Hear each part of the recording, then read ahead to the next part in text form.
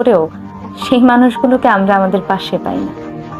আমি স্বার্থপর নই, তবে এমন মানুষগুলোকে আমি সবসময় এড়িয়ে চলি, যারা স্বার্থের জন্য আমার সাথে মেশে, যারা স্বার্থের জন্য আমাকে ভালোবাসার অভিনয় করে, যারা একসাথে ঘুরতে গিয়ে একসাথে কফির কাপে চুমুক দেওয়ার পরেও, একসাথে রাস্তা পার হওয়ার সময় হাতটা ধরার পরেও মনে মনে আসলে আমাদের আপন ভাবে না।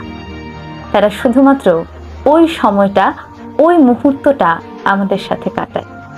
ওই মুহূর্তটায় হয়তো সে অন্য কাউকে অ্যাভেলেবল পাচ্ছে না বিধায়ী আমার কাছে ফোন কল আসছে, হয়তো এর আগে অন্য কারো কাছে ফোন কল গিয়েছিল, তার সময় নেই বিধায়ী দ্বিতীয় কলটি আমার কাছে এসেছে।